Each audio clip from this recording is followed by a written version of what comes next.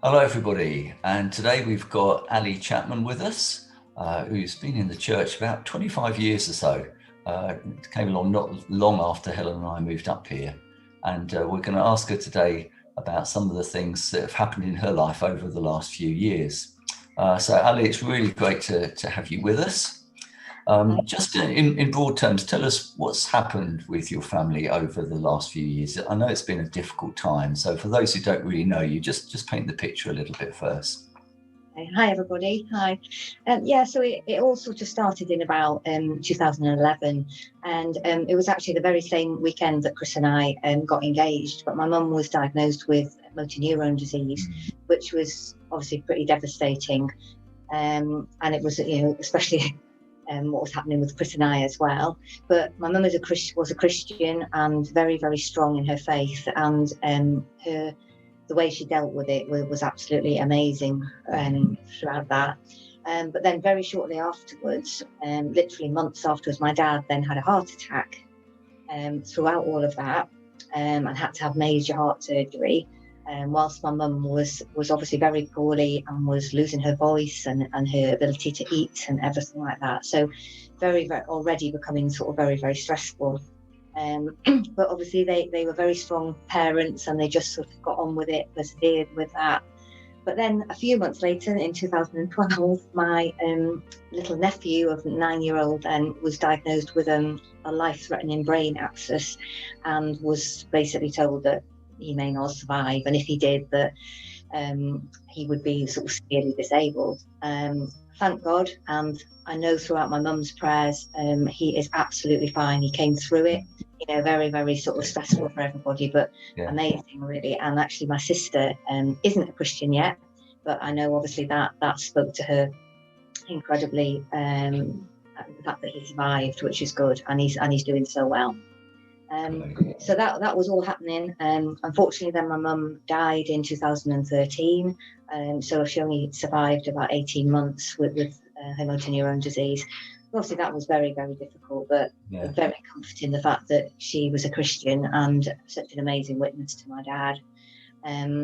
So obviously then my dad, we were all getting on with that as a family. But then unfortunately my brother, in literally 3 months after my mum died, was diagnosed with stage 4 bowel cancer. It was just like, we couldn't believe it, really. Because my dad, everybody was grieving. My sister was trying to get on with helping her son to recover, and this was something else. And it just felt an accumulation of things. Sadly, then my brother died in 2016 after sort of lots of chemo.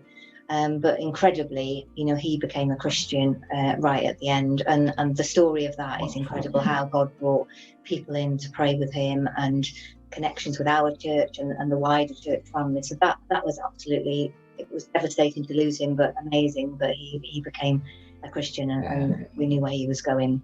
And then my dad died the following year, 2017, but he also became a Christian, which was again amazing. Because, as I will go on to say, my relationship with my dad had not been great growing up, but my relationship with my dad during all of those things which I've just explained was transformed, really. There was just a love there, which was from God. It was nothing that you could make happen, actually. So that's a bit of a summary but obviously a lot happened within a years. I mean, we remember at the time it was not another thing, one thing after the other. That would have been very difficult for anybody. But as you've alluded to, you could see the Lord at work in you and your family members. So you said one or two of those things already. So in what ways did you really feel the Lord helping you? Or perhaps there's other ways that he was helping your brother or your dad or whatever during that time. What were things behind the scene, if you like, that were happening? I think it, for me, it was very much like, never give up praying for your family, really. And I could almost see that despite the devastating things that were going on, God was at work. And the fact that my brother and my dad became Christians throughout all that was just incredible, really. And just how God brought all these people out of nowhere to help my dad and help my brother. And it was just, you couldn't have well, God knew, but you couldn't have that. So obviously that was really encouraging for me, really. And you know, my mum's faith throughout my whole life really was just sort of solid, really. So that underlying, we had been praying for my whole family, and when my little nephew was in hospital, sent an email to my sister saying, you know, Ollie's in God's hands, and whose better hands to be in. And you know, that spoke to all of us so much. Yeah. So that was, you know, I think I could see a real softening within my family, really, especially within my dad, you know, which was incredible, really. That he was virtually a different person after my mum died, in that he was softer in his nature, and was just obviously searching for something.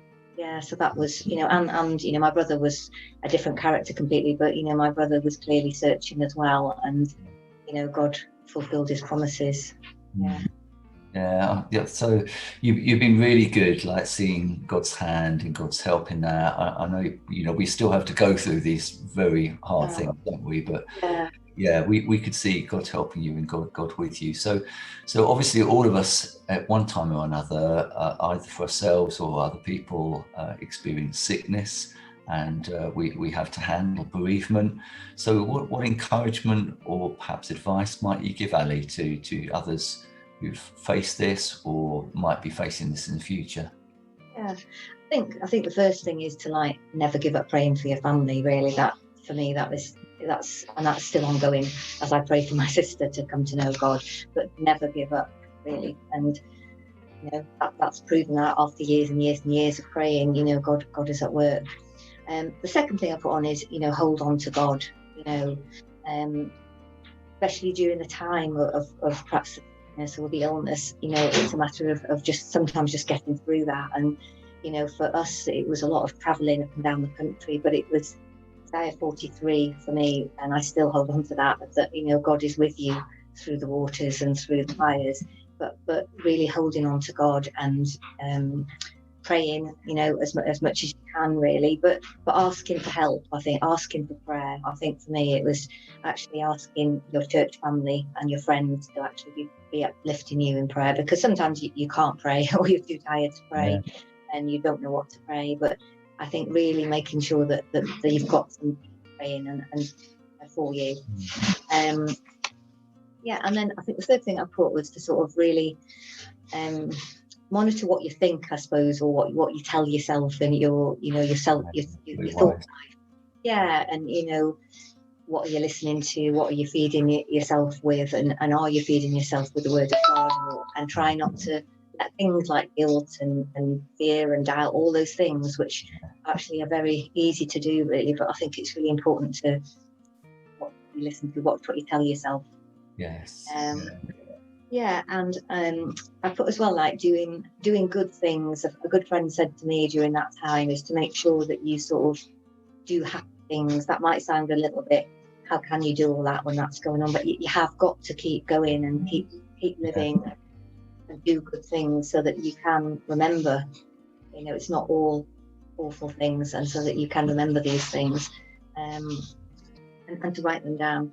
And then another thing I thought was really important was to give back to others. Keep doing what you normally do, really. Keep giving out to others, keep serving others, keep being involved in church and in your church life and your friends. And you know, so it's not all consuming. It's difficult at times, but I know I felt that God really helped us.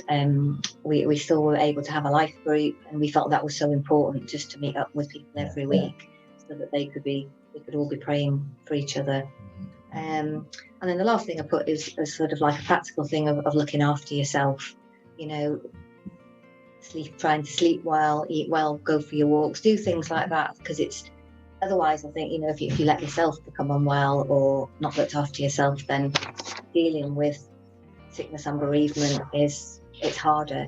And I think what I want to say is, like, it's a process. You know, it's I feel I'm still in that process. You know, it's not like, oh well, it's a few years ago, that's it now. You know, it does get easier, and God helps you with that, but it is still a process. And all of these things that I said, I think you have to keep on doing, you know, for whatever's happening in your life, actually. But it is a process, and God helps you with that. That's the most important thing, to think that He knows what you're going through, and He's there beside you, and He gives people to help you and pray with you.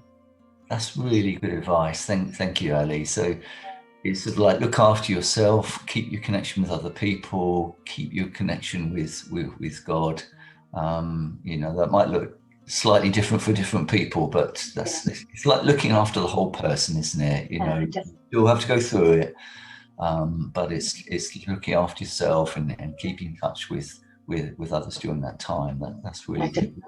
Well, thank you so much for your honesty. And I'm sure that'll be a blessing to people and an encouragement. So thank you, everybody, for watching this, and really pray that if you're going through something now, or you do in the future, you'll remember, you're not alone. Others are with you, and God is helping you as well. So thanks for listening. Bye for now. Bye.